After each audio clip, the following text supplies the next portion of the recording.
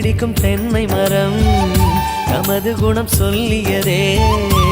நாட்கள் யாவுமே வசந்தங்கள் வீச வாழ்ந்திருப்போம்.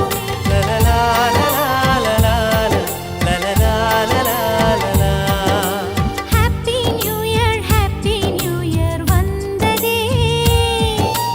அன்பை சொல்லி ஆசை உள்ளம் துள்ளுதே. சூரியகாந்தி பூ போல முகம் மாறுதே, சுகம் சேருதே. லலலா